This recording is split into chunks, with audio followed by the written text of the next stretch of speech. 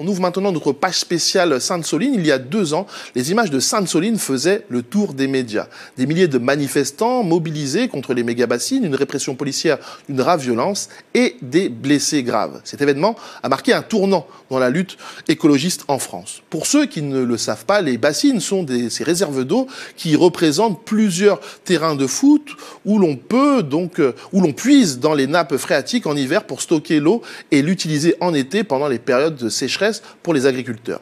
À l'époque, Gérald Darmanin, ministre de l'Intérieur, avait minimisé la gravité de la répression, niant même que des manifestants aient été empêchés d'être secourus malgré des témoignages accablants et des preuves contraires. 2 ans plus tard, où en est-on ? Qu'a changé cette mobilisation et comment se porte le combat contre l'accaparement de l'eau ? Avant d'en parler avec Julien Leguet, un des porte-parole du collectif Bassines Non Merci, retour en images sur ce week-end de mars 2023 avec ce reportage tourné à l'époque par nos équipes.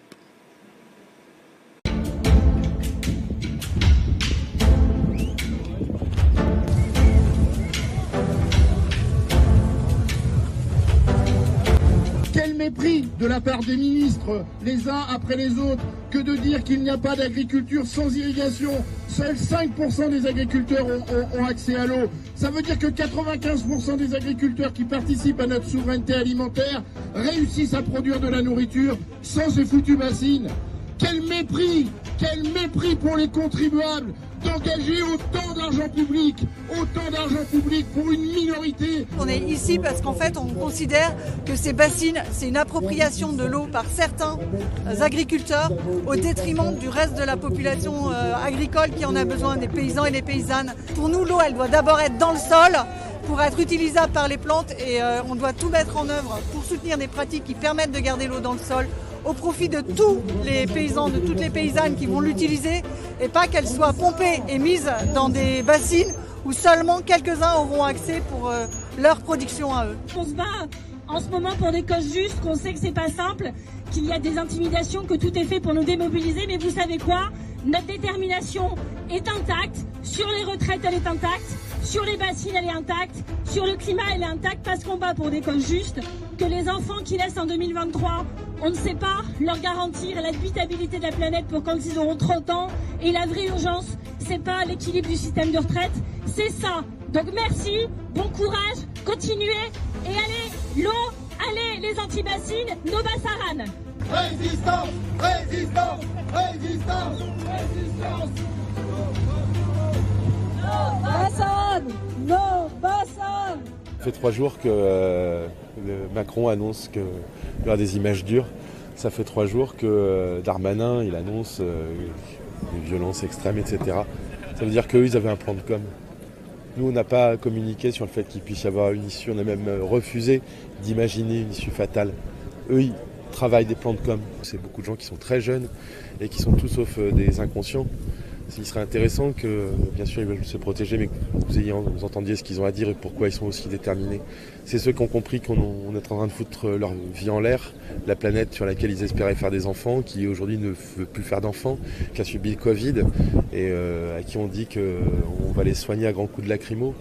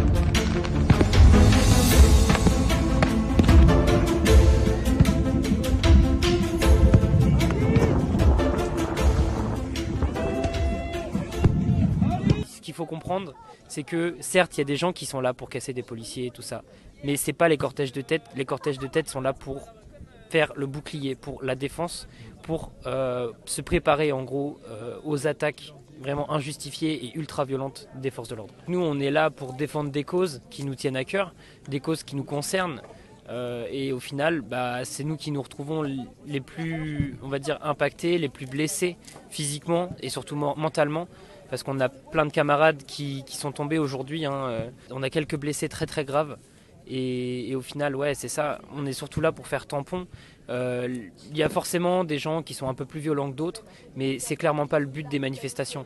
Moi, je me dis juste, si aujourd'hui il n'y avait pas un si grand dispositif policier mis en place, il n'y aurait pas eu toutes ces violences et ce serait juste une promenade dans les champs autour d'un bassin pour faire du stockage d'eau pour de l'exploitation agricole industrielle. Et sincèrement, oui, on n'est pas là pour casser du policier. On est vraiment juste là pour défendre les intérêts du bien commun, mais commun au monde vivant, pas juste à quelques paysans ou aux habitants du coin. C'est ça le truc.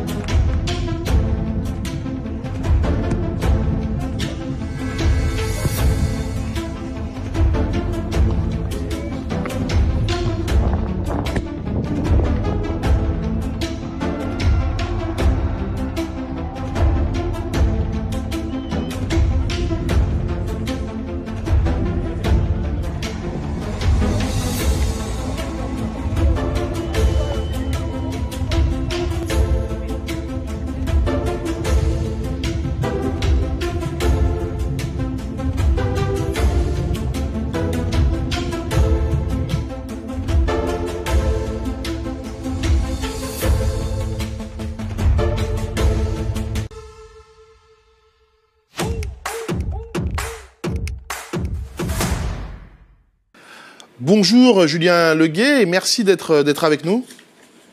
Bonjour à tous.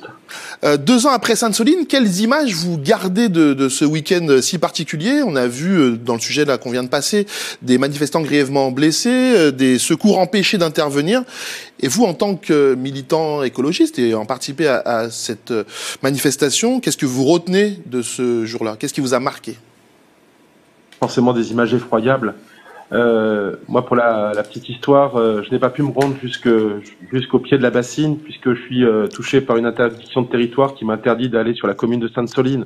Et donc j'avais fait la moitié du cortège et je m'étais arrêté en poste d'observation. Et quand j'ai vu les premières bombes exploser, au bout de 5 minutes, il y a des ambulances de camarades médics qui sont passées devant moi.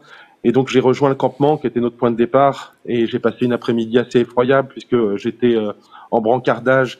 Et c'est par dizaines que j'ai vu les camarades arriver, estropiés, avec des lèvres fendues, avec des éclats enfoncés dans les chairs très profondément. Et encore, je n'ai pas été confronté aux blessures les plus graves. Donc c'est évidemment des images effroyables. Gérald Darmanin avait dit à l'époque, il avait parlé de l'ultra-violence, de l'ultra-gauche, il avait parlé d'éco-terrorisme, il avait également nié que des blessés avaient été privés de soins. Aujourd'hui, on sait que des grenades ont été utilisées de manière massive, que des médecins ont été empêchés d'accéder aux blessés. Comment vous regardez aujourd'hui, avec du recul, ces déclarations de Darmanin, qu'est-ce que cela dit de lui-même et de notre pays plus globalement? Oui. Eh bien, de manière éhontée, Gérald Darmanin a menti devant les plateaux, a menti également par la suite devant une commission d'enquête parlementaire, a menti devant l'Assemblée nationale, notamment dans un premier temps en niant que des quads avaient été utilisés pour tirer sur des blessés, alors que des élus, notamment de la FI et de ELV, étaient en interposition et eu aussi à recevoir ces tirs de LBD. Ouais, c'est vraiment un sentiment de grand mensonge. Et pour lequel d'ailleurs je précise ici que notre collectif et différents collectifs poursuivent Gérald Darmanin à travers différents recours, notamment il y a un recours qui a été formulé l'an dernier par 1312 précisément citoyennes et citoyens justement auprès de la CJR, la Cour de justice de la République, par rapport aux mensonges que Darmanin a pu proférer devant la commission d'enquête parlementaire à laquelle nous avions également été auditionnés et qui traitait des violences pendant les manifestations sur le mouvement retraite et puis également sur Sainte-Soline. Justement, en parlant des violences qui ont eu lieu donc à Sainte-Soline, la Ligue des droits de l'homme avait également dénoncé cette répression policière inouïe. Je vous propose d'écouter Capucine Blouet, que nous recevions sur notre plateau quelques semaines après les événements de Sainte-Soline. En fait, ce qu'on constate, c'est que on peut pas parler de proportionnalité à partir du moment où on utilise des armes de guerre sur une foule pacifique, qu'on va utiliser notamment des grenades lacrymogènes directement à l'encontre d'élus qui protègent eux-mêmes des blessés. C'est complètement incompatible avec l'idée de proportionnalité de l'usage de la force. Oui, donc ça rejoint ce que vous nous disiez. Et en plus de ce que dit la Ligue des droits de l'homme, il y a eu plusieurs enquêtes journalistiques sur la répression donc ce jour-là. Et est-ce que toutes ces révélations ont eu un impact politique ou judiciaire? Est-ce qu'il y a une prise, depuis en fait au niveau des blessés, les différentes plaintes, est-ce qu'elles ont abouti? Non, c'est bien ce qui est catastrophique. On a sur ce dossier-là vraiment le sentiment d'une justice à deux vitesses. Parce que d'un côté, nous qui militons pour l'eau, l'intérêt général, on se retrouve poursuivis, on est plusieurs dizaines à avoir subi des décisions de justice parfaitement injustes. Par exemple, à titre personnel, je suis sous le coup d'une condamnation pour 12 mois avec sursis pour organisation de manifestations interdites. Et là, la justice est expéditive, la justice est très rapide. Par contre, quand il s'agit d'instruire la plainte déposée par les proches de Serge, de Michael et des 4 camarades qui ont été grièvement, les 4 camarades en tout qui ont été grièvement blessés, eh bien, là, on a une enquête qui patatine avec tous les rouages de la justice qui sont bloqués. On parlait de Gérald Darmanin, c'est évident qu'un Gérald Darmanin garde des Sceaux, pour ce qui est de l'entrave judiciaire, eh bien, ça vient largement accentuer ça. Et par exemple, le procureur de Rennes, qui a la plainte des parents et des proches des 4 blessés, n'a toujours pas rendu ses conclusions, ne les a toujours pas rendues publiques, alors que ça fait 2 ans que ça a eu lieu. Et la conséquence de ça, c'est qu'aujourd'hui, l'État et le gouvernement n'ont pas tiré l'enseignement qu'ils auraient dû tirer, à savoir qu'aujourd'hui, les doctrines de maintien de l'ordre à la française sont parmi les plus violentes mises à l'encontre, notamment des militants écologistes, mais évidemment également dans les quartiers et également auprès des mouvements sociaux, à tel point qu'aujourd'hui, la France est sous les projecteurs de certaines institutions internationales. Je rappelle que suite à Sainte-Soline, Michel Forst, qui est commissaire à l'ONU, notamment par rapport aux libertés des militants écologistes, avait fortement tiré la sonnette d'alarme. Et pas plus tard qu'il y a 10 jours, nous avons été auditionnés, ainsi que le ministère de l'Intérieur, par une mission de la Fédération internationale des droits de l'homme, qui s'inquiète très sérieusement de l'atteinte fondamentale aux libertés fondamentales que sont celles de manifester, de s'exprimer, et également autour des libertés d'expression et d'association qui sont fortement atteintes dans ce dossier des méga-bassines, où par ailleurs, un certain nombre d'associations ou d'organisations qui ont pignon sur rue, comme l'association LAPI, ou également le syndicat CGT, ou Sud Solidaire, sur le département des Deux-Sèvres, voient ses responsables, ou la Confédération Paysanne, voient ses responsables poursuivis devant les juridictions pour simplement remplir ce qu'est leur mission, à savoir la protection de l'intérêt général. Pourquoi, justement, quand j'entends tout ce que vous dites et dans ce que j'ai pu voir en préparant cet entretien, pourquoi vous faites si peur au pouvoir en place, en fait? Qu'est-ce qui fait qu'aujourd'hui, la répression, notamment aussi en ce qui concerne la contestation écologique, fait si peur au pouvoir en place? Je pense que c'est parce qu'on dénonce vraiment quelque chose d'important. Parce que derrière la lutte contre les méga-bassines, où évidemment il est question d'accaparement de l'eau au profit de l'agro-industrie, c'est bien tout un système agricole aujourd'hui qu'on remet en cause. Et c'est bien toutes les camaraderies et tous les très proches de Macron et sa bande qui sont visés par cette lutte. Je rappelle ici que, par exemple, on se pose la question de pourquoi l'État français a été aussi conciliant auprès de Nestlé par rapport au scandale de ce que contenait l'eau d'Évian avec des coliformes fécaux, des bactéries ou des résidus plastiques. Si on se rappelle que le début de la carrière et que la fortune de Macron a été faite en étant négociateur pour Nestlé comme avocat d'affaires pour le rachat du secteur alimentation de Pfizer, alimentation infantile, peut-être que ça éclaire assez clairement ce qu'on dénonce ici, c'est-à-dire une connivence très forte entre l'agro-industrie et les gros lobbies chimistes et nos gouvernants. En parlant justement d'industrie, d'agro-industrie, depuis Sainte-Soline, comment se passe la lutte justement contre les méga-bassines? On a entendu parler de nouvelles bassines dans la Vienne ou dans le Poitou.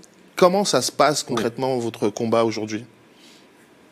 La très bonne nouvelle, c'est que lutter, ça sert et que ça a un impact, puisque depuis la bassine de Sainte-Soline, aucun chantier de méga-bassine n'a démarré ailleurs en France. Également, ça paye, puisque cette lutte et l'événement de Sainte-Soline a mis cette problématique de l'eau sous les projecteurs, et pas simplement en France. Aujourd'hui, il y a une internationalisation du mouvement pour l'eau. On a de très fortes fraternisations et alliances qui se construisent à l'échelle européenne ou à l'échelle mondiale, et où les gens s'emparent très clairement de ces problématiques-là. Aujourd'hui, l'eau et l'agriculture et le type d'agriculture sont les deux leviers sur lesquels il faut agir urgemment si on veut assurer les besoins premiers en alimentation en eau potable ou également sur la préservation de la biodiversité. Donc, est-ce que vous pouvez me rappeler le début de la question? Excusez-moi. Non, c'était juste, en fait, vous venez d'y répondre. C'est comment se passe la lutte, justement, contre les méga-bassines. Et Oui. je disais que il y a apparemment des nouvelles bassines dans la Vienne ou dans le Poitou, mais vous me dites que finalement, pour le moment, aucune nouvelle construction, en tout cas de bassines, n'est en prévision. Aussi parce que depuis 2 ans, on a su maintenir un rapport de force et que aujourd'hui, il y a des gens qui veillent partout en France à l'établissement de nouvelles bassines. Je tiens à préciser ici qu'aujourd'hui, des collectifs Bassines Non Merci, qui avaient démarré en Deux-Sèvres, sur le territoire où il y a Sainte-Soline, aujourd'hui, il y en a 12 en France. Également qu'une des conséquences de la tentative de dissolution des soulèvements de la terre, c'est qu'en réponse, 150 collectifs locaux se sont constitués. Et ça, c'est autant de cellules, autant d'endroits où les gens surveillent et où les gens sont capables de développer des réactions et des mobilisations qui aujourd'hui savent se fédérer à l'échelle nationale, à minima. Et je vous le dis, à international également. Le gouvernement et les promoteurs de méga-bassines justifient donc ces projets en expliquant que c'est pour aider les agriculteurs à s'adapter au changement climatique. Mais est-ce que vous pouvez nous expliquer, et peut-être expliquer à ceux qui ne maîtrisent pas ce sujet totalement, en quoi et pourquoi, selon vous, c'est une fausse solution? Oui. Déjà, ce qu'il faut préciser ici, c'est que les méga-bassines, c'est pas pour tout le monde et c'est pas pour tous les agriculteurs. Il est utile de préciser également qu'en France, 50% de l'eau consommée, de l'ensemble de l'eau consommée, l'est à destination de l'irrigation.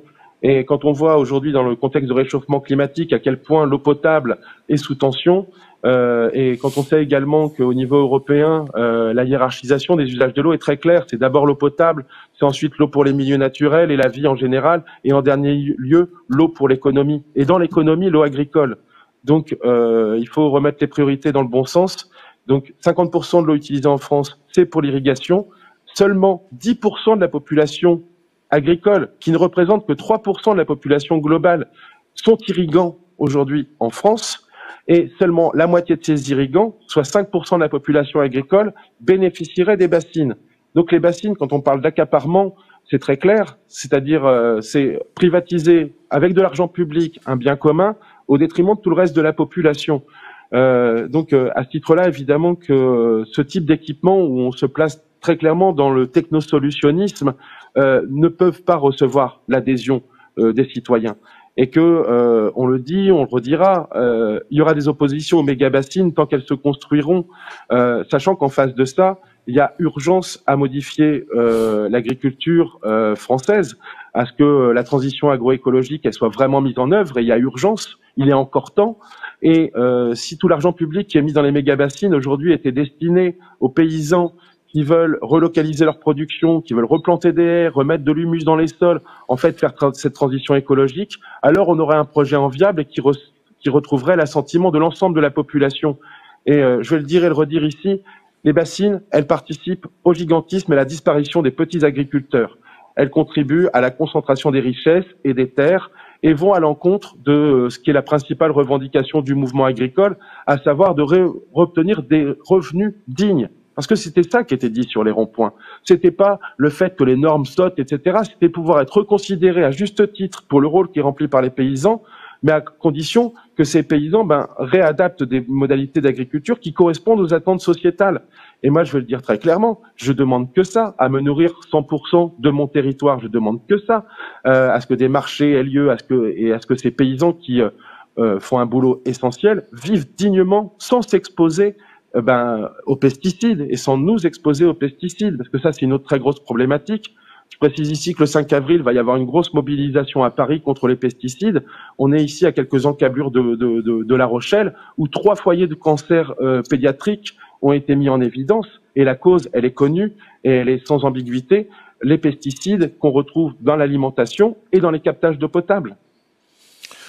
Justement, avec les sécheresses ou même ce que vous venez les sécheresses qui s'aggravent et ce que vous venez de nous dire justement en ce qui concerne la santé publique, la question de l'eau, bref, devient essentielle. Et est-ce que ça a changé, selon vous, la perception du grand public sur votre lutte? Est-ce que vous sentez un soutien un peu plus large qu'il y a encore quelques années quand vous dénonciez tout ça?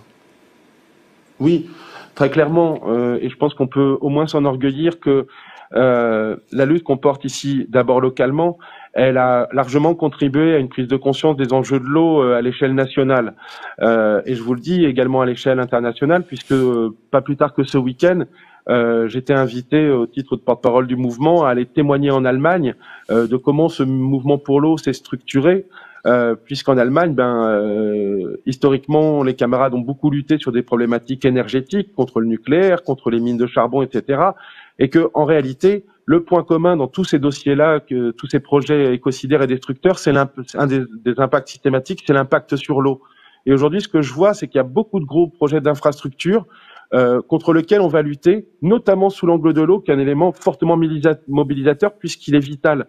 Par exemple, j'ai derrière moi de l'autre côté cette affiche qui fait relation à une manifestation qui va avoir lieu ce week-end à Grenoble, où là-bas les camarades se mobilisent contre l'accaparement de l'eau pour la microélectronique, puisque l'entreprise ST Micro envisage étendre son usine, et pour pouvoir faire sa production, c'est l'équivalent de mémoire de la consommation de 20 mégabassines type Sainte-Soline, avec une eau pure qui doit être utilisée. Et ça, c'est évidemment à l'encontre de tous les autres usages. C'est également dans un contexte où là, il y a eu des résolutions par rapport à la protection des glaciers, et on sait l'importance des glaciers dans le cycle de l'eau. C'est pratiquement 50% de la ressource en eau douce disponible qui en émane. Et on imagine que cette eau pure, elle soit utilisée pour faire de la microélectronique, là où il y a des populations qui n'auraient plus accès à l'eau au quotidien. Évidemment que ça ne peut pas passer. Est-ce que depuis 2 ans, vos méthodes d'action ont évolué depuis cet événement à Sainte-Soline? Est-ce que vous avez changé votre manière de fonctionner pour être plus entendu, pour justement faire, pour que votre combat ait un écho, vous le disiez, national et international? Est-ce qu'il y a eu des changements à ce niveau-là? Il y a eu un premier changement de cap qui a été en septembre 2021, qui correspond au démarrage des travaux sur la première bassine des 16 en chantier à Mosée-sur-le-Mignon, où malgré l'opposition de terrain très mobilisatrice qu'on avait su générer localement, malgré les recours juridiques qui auraient dû stopper les projets, malgré toute l'éducation populaire, les réunions publiques, etc., on était déjà un mouvement fort localement et les travaux démarraient. Donc à partir de ce moment-là, c'est la désobéissance qui s'enclenche. C'est-à-dire qu'il y a une rupture de la confiance vis-à-vis des institutions de manière générale, et où si on veut préserver nos territoires, eh bien, il faut aller sur le terrain. Et donc, à partir de ce moment-là, on a accepté d'utiliser des modalités d'action qui sont dans le domaine de l'occupation, du blocage ou du désarmement. Par désarmement, on entend mettre hors d'état de fonctionnement des ouvrages qu'on considère comme écocidaires. Et en l'occurrence, et donc des armes du capitalisme pour détruire la vie et le bien commun dans des stratégies d'accaparement. Donc nous aujourd'hui, on n'a aucun souci à activer ces modalités-là, et je précise ici que depuis le démarrage de la bassine de Mosée, ce sont près de 17 mégabassines qui ont été désarmées nuitamment par des groupes autonomes et qui aujourd'hui, par exemple, posent de très gros soucis en termes d'assurance et de sécurisation. Il y a d'ailleurs, je crois, aujourd'hui dans le Figaro, un article qui vient justement montrer comment ces tensions et cette inacceptabilité du projet par la population qui vit sur ces territoires déclenchent aujourd'hui des frais de sécurisation qui remettent en péril l'équilibre économique de ce projet-là. Donc évidemment que le démarrage des travaux a changé le logiciel. En parallèle de ça, évidemment également qu'on a tiré les enseignements de Sainte-Soline 2. Moi, très clairement, si on pouvait rétropédaler et si on avait su à quelle violence policière on allait être exposé, ces 5000 bombes qui tombent en 2 heures, ces 200 camarades grièvement blessés, avec 2 parmi eux qui sont dans le coma pendant plusieurs jours. Serge a été dans le coma pendant 2 mois, il est encore en reconstruction. Michael, il a été dans le coma pendant 10 jours. Si on avait su que l'État et que Darmanin et sa bande étaient capables d'une telle violence, évidemment qu'on aurait adopté une autre stratégie. Et c'est déjà ce qui s'est mis en œuvre depuis, puisque suite à Sainte-Soline, une des réponses qu'on a eues collectivement pour soigner ces traumatismes et qu'on continue à lutter debout et ensemble, c'est qu'on a entamé au mois d'août, quelques mois après Sainte-Soline, une grande traversée de la France en convoi de l'eau, où on est parti de chez nous, de Sainte-Soline, on est monté jusqu'à Paris, au pied de la Tour Eiffel, on est venu faire la nique à la Bravem dans les rues de Paris, pour dire qu'on n'oubliera pas et qu'on ne pardonnera pas et qu'on continuera de lutter. Et ça a été une expérience collective incroyable. Nous étions 800 à prendre la route. Ça a été une épreuve logistique, sportive, humaine incroyable. C'est aussi dans cette optique-là que cet été, on a organisé un grand village de l'eau à Mel pendant une semaine où on avait mis au cœur les ateliers, la formation, les grandes assemblées et la joie, parce que la joie, elle est importante dans ce contexte de grande violence policière pour rester debout et ensemble, pour finalement finir pendant 2 jours par des manifestations où la première a consisté à tenter de se rapprocher d'une usine de semences qui serait bénéficiaire. C'est le groupe Terrena à Migné-Auxances qui était la cible de la manifestation, et où là, pour le coup, nous avons dû arrêter la manifestation parce qu'une nouvelle fois, les forces de l'ordre, cette fois-ci, avaient tenté de nous cramer. Ils ont envoyé sur des champs de paille qui venaient d'être moissonnés des bombes lacrymogènes alors qu'on les avait avertis du risque que ça représentait pour nous, et nous étions en plus sous les vents dominants, et donc l'État n'a pas hésité à donner les commandements au risque de faire brûler plusieurs centaines de personnes. Donc là, nous avons été comme l'eau, nous be-water, nous avons été fluides, nous avons contourné les obstacles et on s'est tous remis en sécurité. Et le lendemain, nous avions pour cible le port de la Palisse, qui est le 2e port céréalier de France, un ancien port négrier, il est important de le rappeler, et qui est l'endroit où justement le fruit de l'irrigation des méga-bassines, notamment le blé et le maïs, sont exportés, avec toutes les conséquences de déstructuration sur les pays où on exporte tout ça. Et en échange, on reçoit du nitrate un peu partout, et notamment de Russie ou d'Ukraine, les pesticides ou le soja transgénique. Donc là, à la fois, on avait changé notre cible pour montrer que derrière les méga-bassines, c'est bien un système en entier qui est à l'œuvre, et également adapter nos comportements et avec le but d'être à la fois le plus efficace et impactant vis-à-vis des infrastructures, tout en prenant le plus grand soin possible des camarades et enfin de nous en fait. C'est pas dans une optique paternaliste, hein, c'est tous ensemble aujourd'hui qu'on apprend à se déplacer ensemble, qu'on apprend à prendre soin les uns des autres et à esquiver ces violences policières. Julien Leguet, dernière question. Vous parliez tout à l'heure de joie dans votre intervention là toute récente. Quels sont les événements justement prévus pour entre guillemets fêter ces 2 ans de Sainte-Soline? J'ai vu qu'il y avait des méga booms. Qu'est-ce qui va se passer comme événement prévu par les... Ça c'est l'affiche qui est juste ici là. Je sais pas si vous arrivez à lire, mais le slogan c'est "On va tout fêter". Alors ce qu'on ne savait pas à l'époque, c'est que fêter c'était le nom du nouveau préfet qui arrive en Deux-Sèvres, qui, on l'espère, ne prendra pas fait et cause pour les méga-bassines, sachant que, je précise ici, les anciens préfets ont touché des primes. Ils avaient dans leur feuille de route une gratification prévue dans le cas où les bassines se feraient. Ça s'est révélé dans le documentaire de Off Investigation, méga-bassines, scandale d'État. Et donc, oui, on va tout fêter. On a commencé à fêter ça dimanche, puisque sur la commune de Mel, nous avons reconstruit un cairn commémoratif. Un cairn, c'est ces tas de pierres qu'on trouve parfois sur les chemins de randonnée, qui sont là pour marquer le territoire. Et là, c'était pour rendre hommage aux 200 camarades blessés. Il avait été vraisemblablement par certains de nos adversaires locaux autour des jeunesses agricoles, des JA, du syndicat JA. Il avait été détérioré une première fois. Nous l'avons reconstruit en chanson, en musique, avec les camarades de la chorale de la Mélitante. Nous avons lu des textes, et notamment le texte qui a été écrit il y a quelques jours et qui est paru il y a quelques jours, signé des parents de nos 4 camarades grièvement blessés et qui interpelle.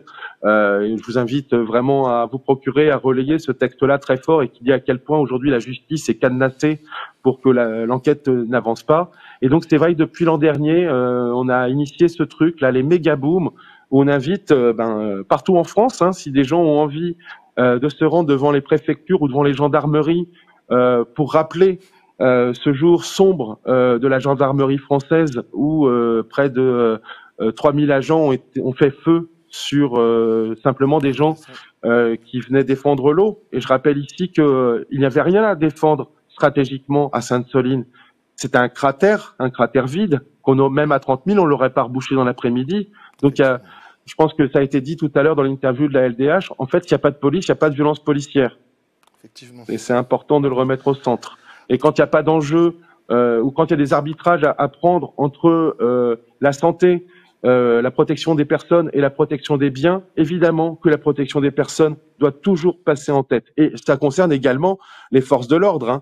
Je rappelle que ce jour triste de Sainte-Soline, eh bien, les chefs de la chaîne de commandement avaient créé des conditions extrêmement accidentogènes pour les forces de l'ordre elles-mêmes, ils avaient eux-mêmes créé les conditions de l'encerclement et étaient empêchés de reculer à cause des grilles qui protégeaient le chantier. Ils étaient eux-mêmes dans une espèce de nasse et qui les ont aussi quelque part obligés à faire montre d'une telle violence, ou en tout cas que les ordres allant dans le cadre de la violence aient été aussi bien appliqués. Merci en tout cas. Et face à ça, oui, la fête, elle est vitale. Et donc les méga-booms, c'est un appel à se rassembler. L'an dernier, à Mel, nous avions fait un petit feu d'artifice et une grande boom. Et on espère que cette date du 25 mars, elle restera dans l'histoire de France comme le jour de la honte de la gendarmerie nationale. Et qu'aujourd'hui, dans les gendarmeries, spontanément, des agents discuteront entre eux de ce qu'a été cette journée du 25 mars. Parce qu'on sait aussi que le traumatisme, il est présent chez les forces de l'ordre. Merci en tout cas, Julien Leguet. Je rappelle, vous êtes un des porte-parole du collectif Bassine. Non, merci. Merci d'avoir été avec nous. Il était important pour nous, justement, pour ces 2 ans, de faire une émission spéciale, justement, sur cet événement de Sainte-Soline. Merci à vous de nous avoir suivis.